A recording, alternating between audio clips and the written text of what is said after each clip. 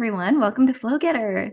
It's Erica and Lisa, your hosts for every podcast. Hope you guys aren't bored of us yet. Oh no. Hi, Yay. Erica. Hi, I'm so Lisa. glad we're here today. Tell us what we're talking All about because right. you told us before we started and I can't wait. Go. Okay. So it's sort of just an initial idea, but I think we're going to talk today about this idea of awareness and how we can gain more awareness, how we can understand how things work better, maybe. But some of the observations that I've made in this, physical world is that a lot of times, and myself included, we consciously or unconsciously sort of just cut ourselves off from maybe what's important, and we just kind of, and also, also just like societally, I think society values a certain kind of intelligence, Mhm. that there are certain types of understanding and knowing in the physical world that are highly valued, and then other kinds of understanding and knowing that aren't as valued, or um so that's kind of sort of Oh, I love it. the first start. Okay, so I love it. thoughts. You have thoughts. I want to Okay, hear all of your well, thoughts. I know we're just gonna go back and forth and it's gonna be so Okay. exciting. Okay, so what I heard was that when you're kind of in the matrix or in the world, right? The value of intelligence and sort of making your way through the world, like obviously people who can get a lot of resources, which right now is money. Maybe it used to be chickens thousands of years ago, but now it's cash. And it could be Bitcoin in the future, who knows? But like people who are good resource gatherers, people who understand how to gain power, all that stuff is very valued. And we see that in how culture operates in most cultures, like not all cultures, but many cultures throughout the planet and probably throughout the galaxies, right? And then you're saying, okay, but that there's this whole other, like there's what creates, like there's the world, but then, like there's all this other awareness of self, there, your emotional life, your consciousness. You don't have to be aware of things beyond the veil because who the hell can really prove that?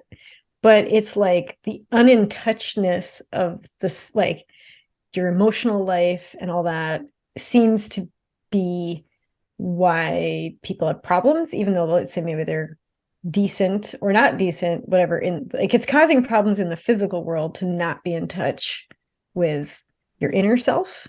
And there's, those different buckets of emotions and consciousness. So that's my takeaway from what you said. Absolutely. Right? Yeah, Okay. absolutely.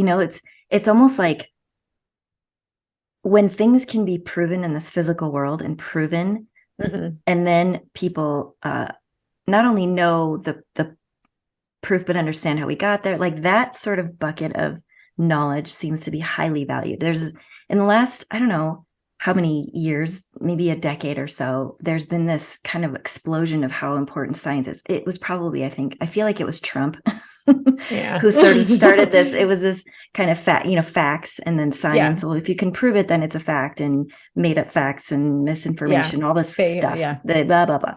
So now there's this heavy emphasis on science. Things have to be proven and factual. And Yeah. it's like, okay. And so, so it's like, okay, I'm not discounting that because that is an avenue of knowledge and understanding.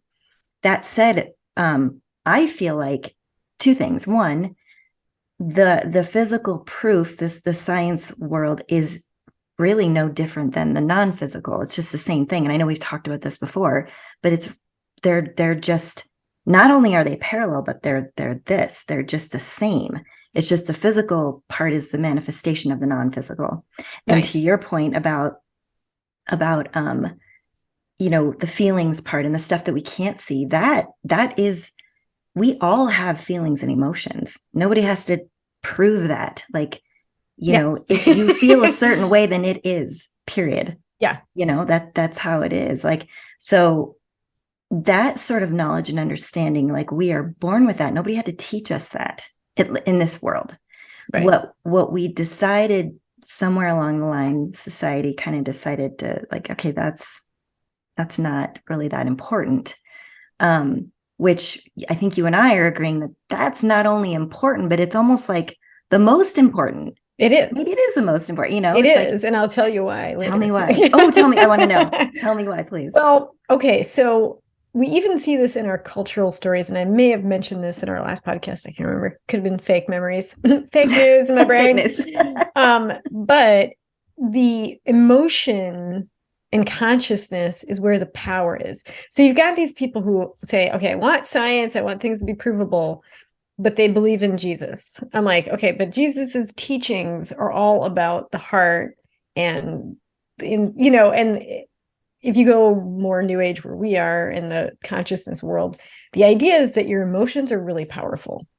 Your awareness and consciousness of your perceived truth, because I'm going to just say that, who's gets to be in charge of the truth? Nobody. So your perceived truth, like that's where your power is, right? But everyone's like, no, my power is in my bank account, my power is in my social standing, my power is in my Instagram feed, whatever. Not to discount that reality, because that is a reality a lot of people experience, but it's because you choose to make that true. You can also say that doesn't matter because there's infinite examples of success elsewhere. So, and one more point I want to make, because I'm kind of going off the rails a little bit, but culturally, when we watch all of our stories on television, okay, so like Harry Potter or, huge anything like movies and stories that people love, that make people feel, they're feeling, they love it so much because they're getting a feeling, but they're getting a feeling because the hero or heroine goes through the heroine's journey, which is how all stories are set up, right? They go through the arc, whatever. There are a few, except for some artsy stuff, that don't really follow that, like, pain and growth, and then, it's always growth, right? But emotion is what always turns the tide. In any story you see, there's awareness and emotion are what shift the story. Always. Prove me wrong. Like, yes. Like, I'm not going to take it anymore. But that's a consciousness. Like, if the person's like, we're not going to allow this to happen, or, these kinds of things. There's an awareness that happens, and there's an emotion. And some of the more beloved stories have a higher level awareness, and the emotions are love. But sometimes it's awareness of wrongdoing and pure fury, and I'm going to fight back. But people still love those stories. But it's the pairing of those that is the power, and yet we completely brush it to the side. Got to have all this stuff and got to be fabulous and all the things. Nothing wrong with fabulousness, by the way. But we also don't value the other half of existence at all. So my question to you is, where do people find a way to connect? Because I don't want to be the spiritual people that's like, the real world doesn't count. I'm like, we came here to be in the physical world. Mm-hmm. And we came to kind of put the helmet on and be in the matrix and be like, I believe it. It's so real. Oh my God, my hair looks horrible and I'm bad and my thighs are fat, or whatever people, we go through it for a reason. But the key is to come back out of it. And I think when you see suffering is people just can't pull themselves back out for a minute and kind of go, okay, getting too wound up about my bank account or whatever, or my insecurities driving all this craziness. So now take us through this, like, how do you connect the major in unscienced, scienced yet scienced it's self? Scienced. Yeah. It is not yet scienced. It will be, because it's catching up with all kinds. It can find your chakras now, science, by the way. So we're almost there. It'll have a consciousness meter. It'll be like boop, like on Star Trek. But until it's scienced and people can work with it more tangibly, because that's why they want the science. Yet they'll totally discard it or say it's wrong. Don't get me in the science discussion, because I love science. Point being is, how do we get more of that and still enjoy, not totally push off because you can go totally the other way and then not really live in the world that you're here. So tell me your thoughts about that, because I think that's the part that everybody struggles with. You brought up so many awesome points. I want to kind of echo what you said about the movies, and it's funny because I'm like, I think a lot of us will go and see the movie and we'll be in it while it's for that 2 hours, and then we'll leave it like, oh, that's just the movie. That's just the theater. That's not real life. And the truth is, like, it is real life. These stories weren't made up from nowhere. And the point I'll make there is I totally, fully, firmly believe that if you can imagine it, it exists, period. Like there is nothing that's made up. There's nothing that's imagination is not real. It's real. It came from somewhere. We're not like we are all powerful. And that said, we're not like we don't just create things from nowhere. Everything comes from something. So if I can imagine a unicorn, yeah, maybe I've never seen it in this life, or or maybe I haven't, I just forgot. I don't know. But it's somewhere, it exists. I 100% fully believe that. Oh yeah. Dragons. The dimension of unicorns. So awesome. Wish I could go there. Yeah. Same. One day. So cool. One day. But yeah, so there's that. So I think to answer your question, I was thinking, I wonder if it starts with, first of all, those fundamental beliefs of how things are created. Because I think without that, if you don't have that foundation of knowing, not just knowing, but truly embracing how things are created, you can't get to that other awareness. Because if you assume that this life is, oh, that happened to me, or that person did this to me, or yeah, it's all outside of me, like the bank accounts and the relationships and all the stuff that's outside of me is where I put all my power. If that's where it stops for you, then you'll probably get stuck. That's probably where it will stop for you, period. And where we can help.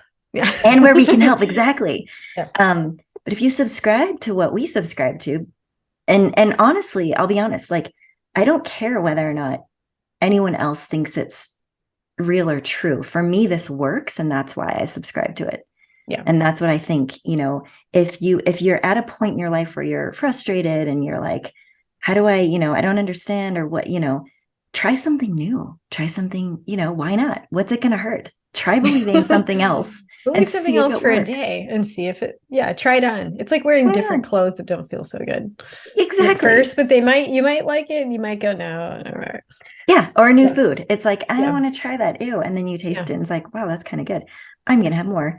Like how you get used to really bitter greens. Like when I'm coaching people from a health perspective, and like, I know at first you're like with all the vegetables, but your body will crave it eventually. And you'll be like, I love bitter ass flavored food. Totally. I love eating dirt. Yeah, dirt and bark and sticks. And bark. Yummy. Delicious. Yeah. So yeah. Totally derailing you. Awesome. Okay, keep going. I love it. It's perfect. This is exactly it. Yep. So I think, okay, once you subscribe, then you are like, okay, that if you subscribe to what we subscribe to, you're going to place that as the most important thing, is just questioning, kind of having that problem solver mentality where it's like you're constantly looking to make your life better instead of just kind of go like, is this thought working for me? Yeah. Like, is this reaction working for me? Is this or response or whatever? Yeah. And that's a brilliant point, because what you're saying is, if it's not working for me, I have the power to make it different. I'm fully empowered to choose something else that will work, period. And that's where it gets good. It's like when you have that awareness that you create everything, you are fully empowered to create whatever it is that you want. That right there is your jumping off point. Yeah, it is. And then, I'll say too, myself included, I know I have the choice and all the things, but I'll say it's where I get coaching from other people, where I give coaching to other people, and you do too, where it's like, okay, I know the laws, but I can't get myself to stop doing this thing. And it's like, just getting help on like, I know what I'm supposed to do, but I'm not doing it.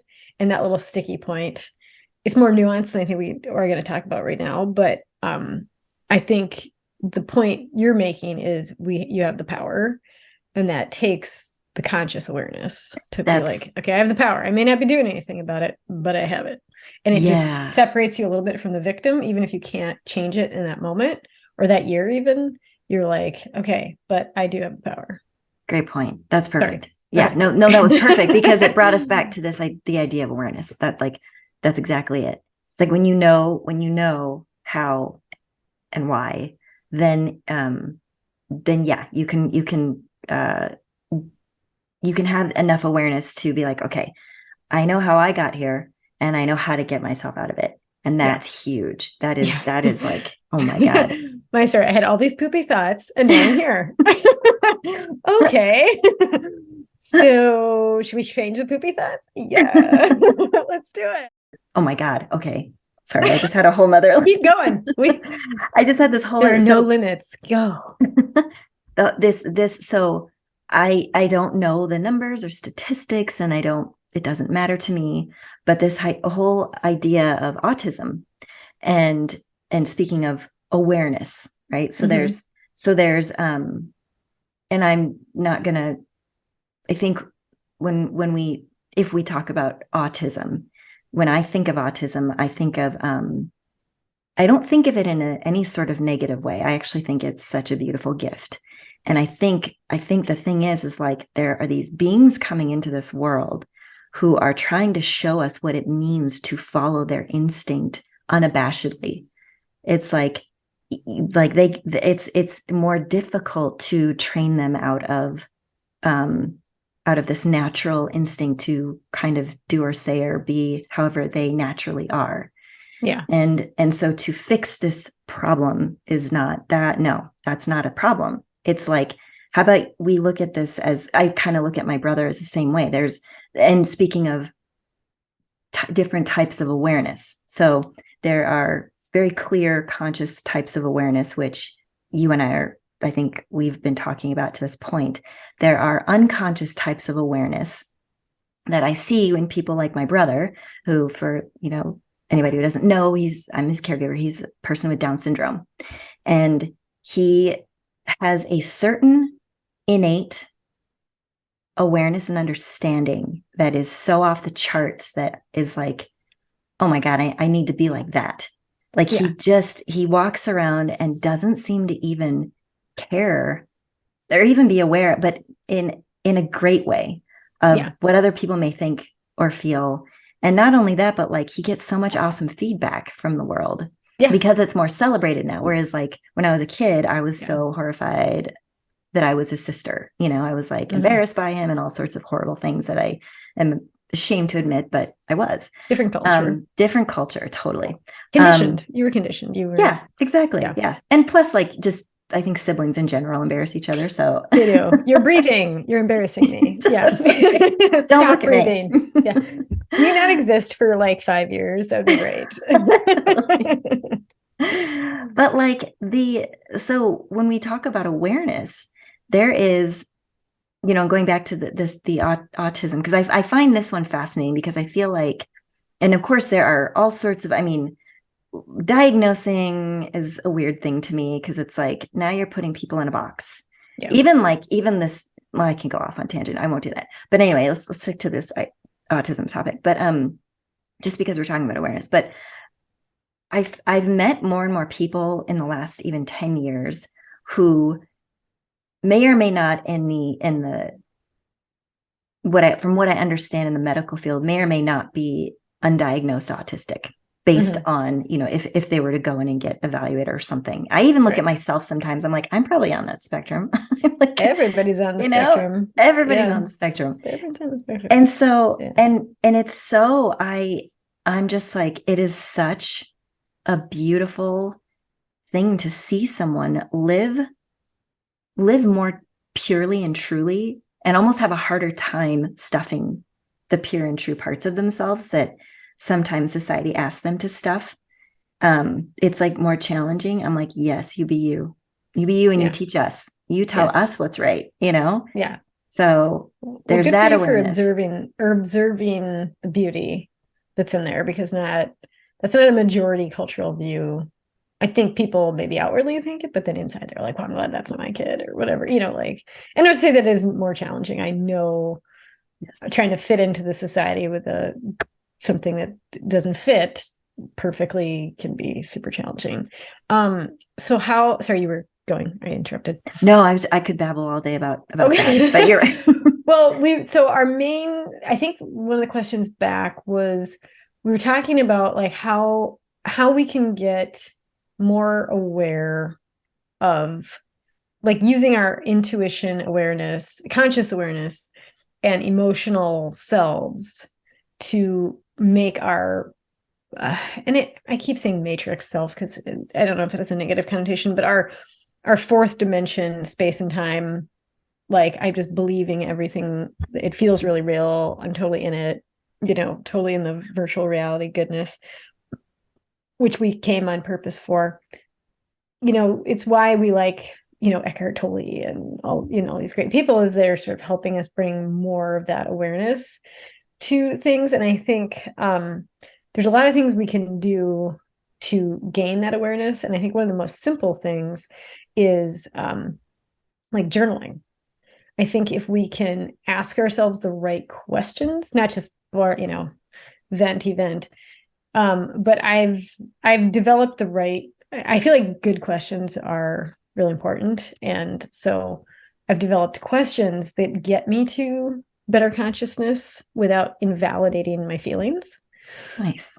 Because I think that's a part of like the consciousness and the awareness and the feelings are intertwined. And you can't be just like, I just need to be aware. Because I'm like, we would all just be that if we didn't have emotions. Oh my God, yes. Yeah, you know what I mean? Like, but my emotions are fear, insecurity, concern, confusion. But like if you have these emotions that are less blissful, because it feels easier when you're in a great mood to be more conscious, right? But when you're not, like that consciousness seems to go away. So how, for me, working on, sort of guides and methods that help me work through my emotions and my awareness at the same time so that I can get to a place of higher awareness, more inner peace.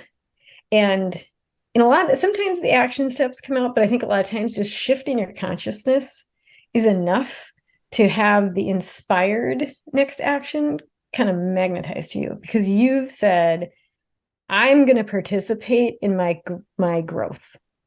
So you're sitting down, you're doing I'll say the right, not right, but something that works in terms of marrying the consciousness and emotions together. And then you've released something. Consciousness is you. It's not this separate source is just waiting, sitting here. It's in every cell. It's in every, you are it. It is you. And so I think I think the price for receiving and relaxing is awareness, because you're like, oh, I'm seeing this, and okay, and it shifts just enough. So then you wake up the next day and something pops into your reality that either inspires you to take action, or an idea comes, or something manifests that you're like, oh, wow, I didn't realize that was going to be so easy, or, so things shift. But I think the way you get there is by working with your awareness and your emotions. Somehow I have my method, and everyone has their own way, or they don't, and that's why they're still stuck, because we're all going to get stuck. Is, do you have a way to unstick? Right. This is so great. Oh my gosh. I'm having I had a few things. For those of you out there, if you see me having that glow, that's what that is. Okay. That's fantastic. Continue. This is so great because I had several things. Okay. And I'm just gonna spit them out so don't forget. One is, can we kind of dig a little bit into what awareness? Okay, that's one thing. Like, what does that awareness of what? Fill in the blank. Okay. Second is Eckhart Tolle. I'm gonna write it down. Oh, thank you. Keep going. Yeah. Okay. Second thing is Eckhart Tolle, and he was the one who kind of brought this idea of kind of removing yourself, being the objective observer of your own life, sort of taking yourself out of yourself and just watching, and just this idea of non-attachment, which then leads to unconditional love. They're all kind of the same thing to me in the sense of, okay, so if the goal is to feel good, like, which is my goal, like that's kind of, okay, that's my number one thing is I just want to feel good. And it doesn't matter how I get there. Then what I've noticed more and more in little bits is that this idea of non-attachment, which is a whole that's huge. I think you just said the word stuck, and I was like, oh yeah, stuck is like the opposite of non-attachment, kind of, where we are attached to an idea or a thought or a thing outside of ourselves, and we want it to be the way that we want it to be, and when it's not, it's very disappointing. Yeah. And so non-attachment is so freeing, where you can, even to the extent to which, this is like the ultimate exercise in non-attachment, which I don't know anyone who I'm sure there's one or two people in the world that can do this, but like even in death, let's say your closest person dies and goes, or even if they don't, you separate for whatever reason, that relationship is done. Getting to a place where the expectation that relationship is going to be what it's been forever, just kind of knowing, hey, this could be the last time, and not like ruminating over it and then getting sad about it.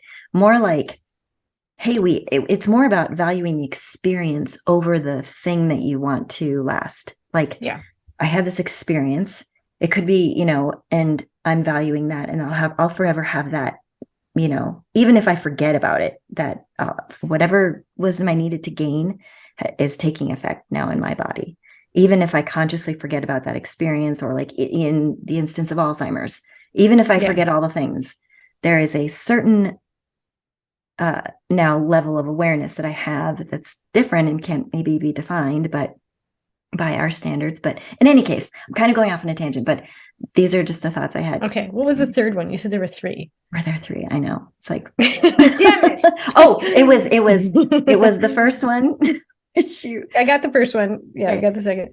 Second one was Eckhart Tolle. The third one was, so I kind of bounced into the idea of non-attachment, unstuck, unconditional love, kind of like all of those things, like kind of being the same. Like unconditional is non-attachment. Unconditional equals no conditions. Oh, I see what you're saying. Okay. Like it's the same thing. Like when you can truly live a life where you are you're not tied to anything. What can you imagine in living a life where you have zero expectations of what things are supposed to look like? You are living every moment in that sort of surprise and delight. Like just everything is just kind of fun and new and delightful.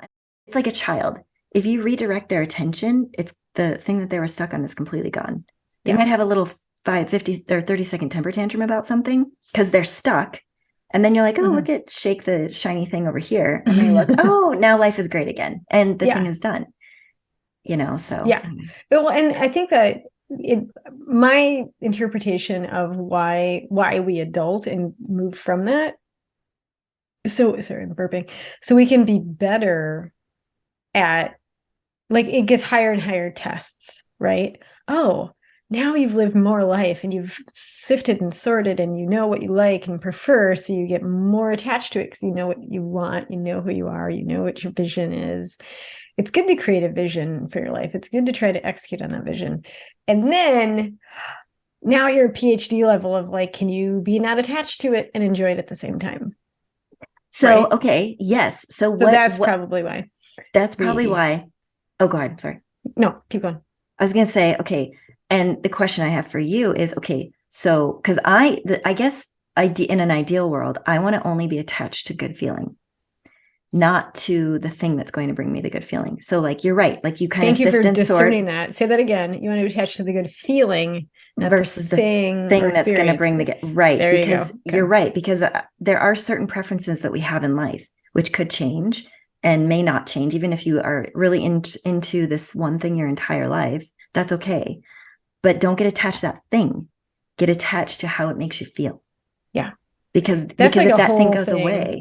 this would lead me to in the sort of emotion part of the whole thing, which is how people, and I know we've talked about this before, and it's 7 podcasts in and of itself, is how, the whole, how do I feel good just because? Right? Yes. There are infinite spiritual teachers working on that. So I don't know that we can cover it, but I think that's it's what you were just saying about the unconditional feeling of, I'm just going to be happy. I don't care what's happening around me. That's right. And when you decide that consciously with consciousness and awareness, it's so much easier to do it. It does not happen by default. And I think people want, if I just do this and this, then that will just happen by default. I'm like, it's going to happen more frequently the more you do it, but you're always going to run into those places you have to choose it. Yes. Where you go, no, I'm going to be happy. I don't care if I have 85 emails in my inbox that I don't want to deal with. Yeah, I'm going to choose happiness right now or whatever. Did you see the evil eye I gave the emails? The imaginary evil. Like they're so bad. And the truth is you're right. Like there is going to be, I kind of look at kind of like the number pi, or, well, no, that's not bad. Like the stock. I always go to the stock market, like the image I see, the stock market, where like the little blips that go down are those moments that you were just talking about, where we're always going to be at some point pushed into a corner where we have to choose the happiness. It's not just gonna, but as you continue to practice it, the trajectory is upward, and those blips will be smaller and smaller, and maybe they'll be further set apart. Yeah. Like, so yeah. So because the more we practice feeling good, the more things we're going to enter into our lives to feel good about. Okay. So kind of staying with the theme of the emotions and awareness, I think the feeling good helps you stay in more awareness, or having a commitment to going, okay, when I get up today, my whole goal isn't to achieve A, B, and C. My goal is to feel good, as many moments as I can feel good, no matter how much work crap comes at me, like whatever it is, traffic, things that set people off. And I think what that does, and I'm bringing it back around to something you'd said, which it seems to basically go, if you're making the choice to feel good, you're already in an awareness state of like, I am a being and I'm observing, my higher self is observing my other self. And God, we'll talk about what the hell that means later. But it's like you're in an awareness state of consciousness at that point, and then you're making a choice. And then if you're feeling good more of the time, you're going to have more states of staying open and not closing down and getting afraid, and which is going to bring your awareness farther away from you, because your fear starts to rise, and that seems to chase off conscious awareness a lot. They're not mutually exclusive. Because you were saying awareness of what before? That was one of your first things. So I wanted to have you dig into that a little bit more, but I was like, let's bring it this way. Yes. Yeah. That's yes. Well, so I just had a awareness of, and this kind of goes into sort of the non-judgmental piece that we've kind of touched on a little bit. But going back to the Eckhart Tolle thing, where you kind of step outside of yourself and just observe lovingly, unconditional love, just watching what's happening. Because watching the crazy person you're being. Watching whatever's happening, not judging it. And with an understanding of, okay, because there are many times when we need to go certain avenues. And we've talked about this too, where like, if we're seeing the same thing over and over, getting the same results, and we're feeling the same way over and over, and then we don't like it, maybe there's something dire to deep in there. Maybe that is it's tugging at us saying, mommy, mommy, or daddy, daddy, look at me. I need attention. Okay. So there's that.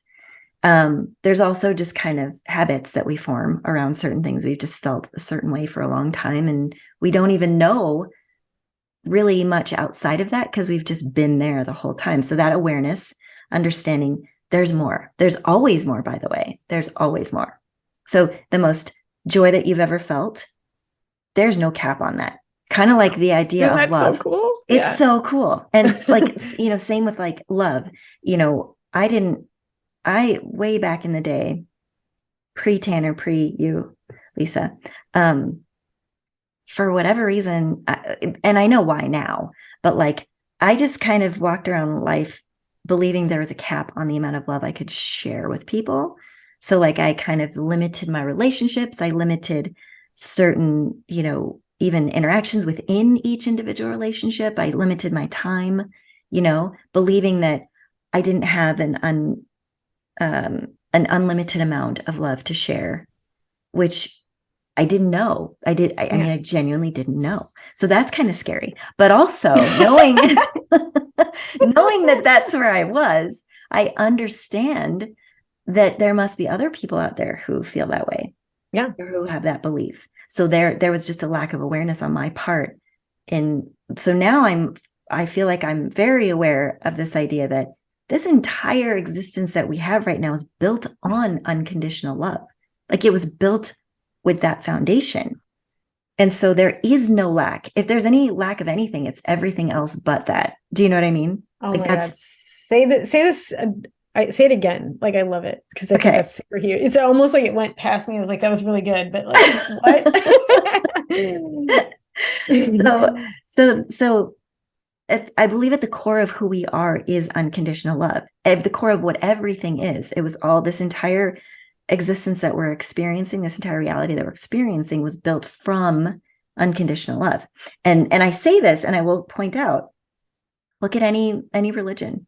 That's like the core of that. That's kind of where it starts. Yes, every and then religion, they ironically go the other way, but totally. Yes, exactly. They ironically go the other way. But like if you just close your eyes, even if that's that I think we can all agree on, even in my like holding back of love, I knew, I think unconsciously, I knew that that's where everything started. So that's where everything starts. And that is the only thing. If all the resources in the world ran out, that won't, like that can't. It just can't. Otherwise, we would all cease to exist. Yes. So we're powered by unconditional love. Yes. So knowing that, okay, so that is a level of awareness that I feel like, okay, if you can get on board with that, like anyone can get on board with that, then I think that everything else kind of can go out from there. Like you can get on board with the idea of prioritizing how you feel first. And then there's that awareness. You can get on board with the idea that you are fully empowered to create whatever you want. And you can have that awareness. You can get on board with literally everything that's good, because good equals love. I mean, there's like good equals love, love equals good, period. Oh my God. I love how you've tied all those together. Because we're like, oh, I can't believe that. I can't believe that. And you're like, no, the foundation is goodness. Yes. Foundation is goodness. The foundation is love. So then we ask ourselves, and this would be something that I would do journaling. Why am I resisting? Like, why am I resisting the feeling, this belief that could make me feel better? Ooh. Okay. Isn't that a good one? Right. So you just write that at the top of your page and you sit there and you go, okay, now you turn back into you and you go, well, because, and then other you goes, okay, what's the theme here? And then you ask another question. Then there's two of you in there. You and other you. Yeah, there's other you seems to be the smart one. O equals other and observer. Observer, and O like the oneness and allness. Oh God, I love it. Yeah, I think the allness you is like the one that's trying to help you just deal. And so it's a good place to start. But kind of back to your whole brilliance, there was this foundation of goodness, and tie everything. Why are your beliefs not tied back to that? And that's huge, because you're like, well, because I was conditioned to believe, like you start to realize how ridiculous it is that it's not tied to that, or then you have to sort of logically conclude that you don't believe that the universe is inherently peace, goodness, love, whatever name you want to give it. Okay, that's something to look at, because I'm not saying you have to believe that, but if you do think it's half evil, half good, I'm not saying that's not a function of our world, because I think that's why we came here, is for that duality. Mm-hmm. But inherently underneath that, the underpinning of allness, it's all good. If you don't believe that, one, why are you listening to this podcast? I'm just kidding. No, but in all seriousness, you do have to look at that because like, I thought I believed that, but I guess I don't because I still believe in this duality because I've been conditioned to, because I'm in this time-space reality. So I think that's good for even the podcaster to look at and go, okay, I say I believe it, but do I really? Because I have all these other beliefs that I want to change, but then they don't point back to so I'm like, so it makes you have to like, it really upsets your belief systems because they're all certain, you see all the conflicts and all the stuff, which I think is great. And that's a level of awareness that you can Yes. give yourself to kind of go, wow, I have incongruency. And when you have incongruent values and thoughts and beliefs and all that stuff, that's what's creating stress in your life. Not the only thing. But once you sort that out a bit, things become smoother because not everything is clashing with itself. And then it leads to all that confusion of, should I believe this? Should I believe that? And I'm going to believe what they say on the internet. And it's like, okay, step back, grab your journal, head out with a pen and go, for that kind of stuff. So that's huge brilliance that you've brought to us, because now my brain is going, Well, what you just brought up too for me is kind of this idea of digging a little deeper. I do think, I mean, it's nice and fun to say, oh, it's just as easy as this, just feel good, go out and feel good. It's just that easy. Well, we know it's not for most people. I mean, yeah, it's kind of just not for most people. And I can, when I look at my own kind of like where I started and like the memories that I have and how I got to where I am in this moment, I know why I was withholding love. I know why that all started like out of the womb. I came in with this thing that I believe I had to address. And it took me 40 plus years to really kind of wrap my head around it more, I know it's a never ending journey and I'm excited about that. But I also realized, okay, so I was withholding love because I felt that love was being withheld from me in a very young age, in a very unconscious way, not understanding that, that's what I learned. And in any case, that I say that because the awareness that I gained from knowing kind of where and how it started, yeah, like pushed me into a whole nother sphere of living a happy life. I thought, oh, I'm happy. I'm happier than I've ever been before. But again, that unconditional love equals unconditional infinite love equals infinite happiness, which equals there's always more to have. So that level of awareness of understanding where it came from pushed me into a whole higher level. And the reason I say that is because I do think that, to your point about we came here for a reason, came here for probably many reasons, but I do think the human experience is unique in that we get to kind of sort out shitty stuff and make it and understand that it's not shitty. Like it feels shitty. And then we're like, oh, but then it pushed me into this whole awesome way of living. So shitty that actually was helpful. Shitty was helpful.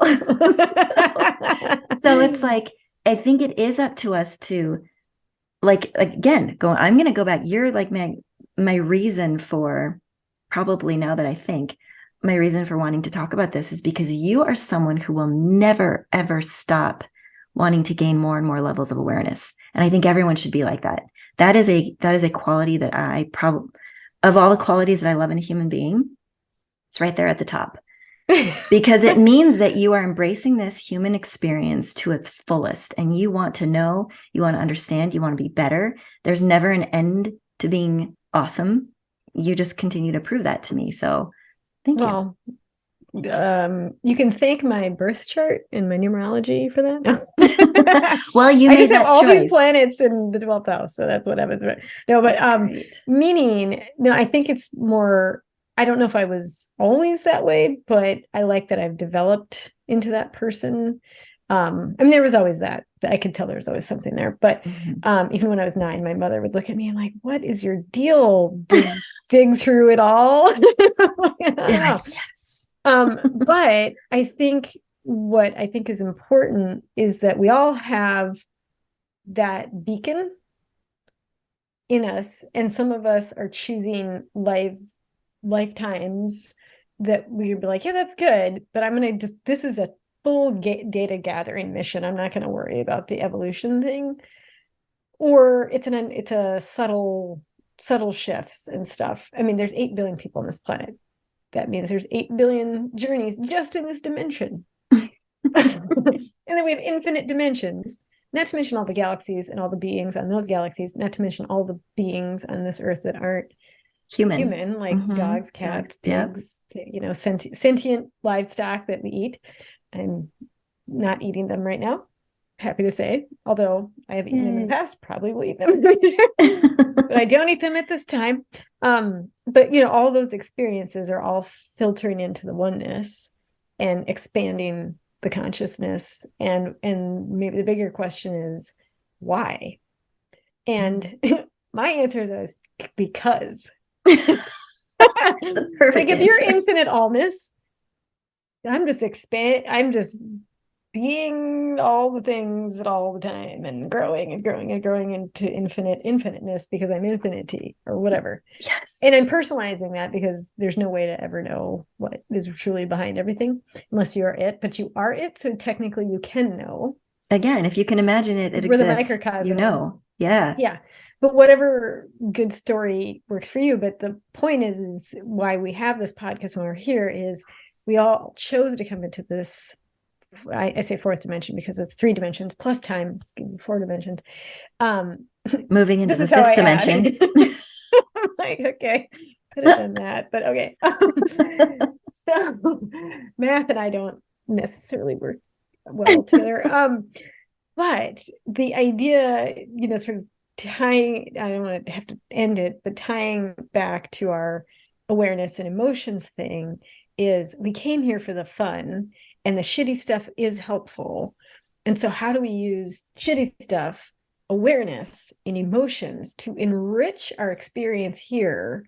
So when you're having tough times, they're not just that sucked and I move on, which is okay sometimes. But the idea is that you grow from it, you expand your awareness, and your emotional self is you feel, I want to say more meaning and purpose, but not in a cultural, it has to have all this meaning and it means this and whatever, but just a sense of alignment with your true self. And then I think there's an emotion there that I'm going to call peace. Like your life can be really tumultuous, but there can be a sense of knowing who you really are that gives you an inner peace, which is what you were talking about earlier, is like you hook into that, not the, okay, everything out here, I'm the queen of, I want my house to, all the surfaces have to be picked up and I don't like, I need everything to be calm. All my emails have to be, or, And then I realized that just gets blown up every 5 seconds. And I'm like, well, how's that working for you? But that's what we're all trying to do is calm the ocean instead of calm the inside. It's like calm everybody else, calm everything else. And I think what we're trying to do here at Flow Getter is help ourselves and everybody listening to us and extend our wisdom to help that inner joy, inner peace, everything, help us hook back into that and that inner knowing, trusting yourself, connecting to all that is and that stuff. And so that's why these podcasts exist. And I think keeping in mind the awareness and the emotion pieces of what you're trying to do. And we're, developing tools to help make that easier for people, which you can find on our website.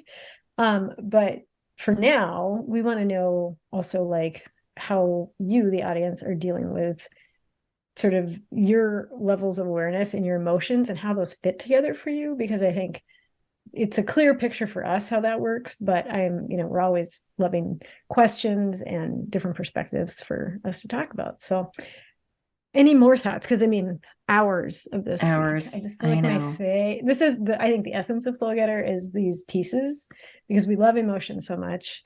We love conscious awareness. And then all of that leads to manifesting. But it's not the manifesting of like, you can do the visualization and all that stuff, and that's awesome. And we teach that and we like that. But there's even deeper, more powerful ways to do no work. Yes. Because if you're working on the inner pieces, the outer stuff, you don't have to visualize anything. It just goes, exactly. It just comes to, yeah. So that's my soapbox. Erica, deep thoughts. I love it. No, Yeah. you totally summed it up beautifully. And the only thing I'll echo, because you've said it, is so yeah, awareness and emotion. Maybe that is where people start, is becoming more emotionally aware. Maybe that is the starting point. If you don't know where to go, like what does even awareness mean? What do I need to focus on? What do I need to be aware of? Well, I think if you start with how you're feeling and become really, really in touch with how you feel, that will put you on the right path, because you can tie everything back to how you feel. Kind of almost like working backward, where, oh, I manifested this terrible thing. How did I get here? Okay, well, how have you been feeling? Like, have you been feeling anxious, like pretty much most of the time? Are you creating scenarios in your life where you're just getting more things to feel anxious about? I did that for years, literally years. I just was kind of going unconscious, but everything that my entire outside world was just like, more to be stressed about, you know? And when I finally just decided to choose peace consciously, and literally, I will say, when I consciously decided to choose it and my energy was behind completely choosing it and throwing my whole self into it, I did make changes in the physical world that help support that. So just one other thing is, like, because I know you and I have talked about this idea of having the energy behind something before actually, it's fundamental. Yes. So I remember that, and it was a relationship that I was in, that there was just nothing but stress and that nonstop. And then I was like, oh my gosh, I'm not going to do this anymore. I choose peace. And my entire being was like, please choose peace, please choose peace. And so I physically picked myself up and removed myself from that situation and moved into a whole different house and environment, and peace came with me. And then I started manifesting more things to feel peaceful about. And now it was over the course of time, but point being, like, if you start with emotional awareness, because again, I just decided to hit the autopilot button and just be like, I'm just going to live in this crazy for many years. And the minute I woke up and was like, I'm not doing this, I'm going to consciously choose something else, because I had been pushed, I feel like, into that space. But I knew enough about how all this works to know that I could have made that choice. And that's kind of where what we're saying is, understand enough to know that prioritize how you feel, prioritize, awareness, prioritize, choose to believe these sets of beliefs in order to get, there. Understand that love is the base, like all these things that we've been talking about. Know all this stuff, because then you're totally set up, you're totally empowered to choose happy and choose good and choose peace, because peace is alignment. That's kind of the core. Like, love is just a peaceful word. I think we all just kind of yeah. The word peace, though, just goes yeah. Love can have a little bit of, that's true, many meanings. Go crazy. Yeah. That's true. That's okay. True. Anyway, first of all, I love that you went into really tactical, like, or grounding us in what's next steps, right? So tell me again, like, the emotional awareness. Start with this, yes. Yeah, say it again, because I think we all need to hear it twice. Okay. I know I do. So so I would say, if you're not sure where to start with becoming more emotionally aware. Okay. Understanding where you are emotionally, like, just like kind of do that thing where you observer, take yourself out, watch yourself in your normal daily life, and decide to feel into what you're feeling in every moment, as many moments as possible, because then you'll know where you are. Then when you know where you are emotionally, you'll understand how you have created what you've created, whether it feels great, whether it feels crummy, or somewhere in between. You'll know how you got there, because you will have understood the emotional journey you've been on for however long you've been on it. That's when you can make the conscious choice to say, okay, I'm going to do things differently, and I'm going to choose this feeling. And because I know where I came from, now I know what direction I can go. I can turn here, I can turn there, whatever. So it becomes so much easier when you know where you've been and when you know where you are, then you know where you can go. You don't know where you can go and you don't know where you've come from. I don't think. You're so brilliant. Oh, thank you. It was like a bubble bath of perfection. Really. I mean, it was. And I hope anyone listening totally got that amazingness, because that was so good. Like real You bring it out in me, I'll tell you you what. do really good with the nuances in the steps. And we both do. You But do. that was Yeah, a you do. specific, that was specifically awesome. So thank you. The whole thing was, this was so good. Do you want to give us our sign off today? All right. I open and close. Oh my gosh, but you're so much better at this. Okay, I'll Okay, try. You let's do it are. together. Okay. Oh my God. I We like love filling your you. sentences. We're like, well, thank you for joining us on. Look at And we're so excited you're here with us today. Oh my God. No, Yes. in truth, yeah, we're getting silly now. We've obviously gotten punchy from talking, but everybody, thank you so much for listening today. Erica, you're a brilliant, beautiful goddess of light. Thank you for sharing your wisdom today. And I Ditto, right back really at you. ditto. Yeah, it's the greatness.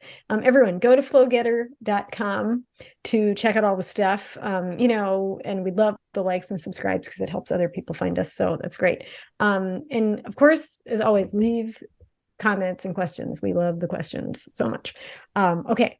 Till next time, we love you guys. Bye. Bye.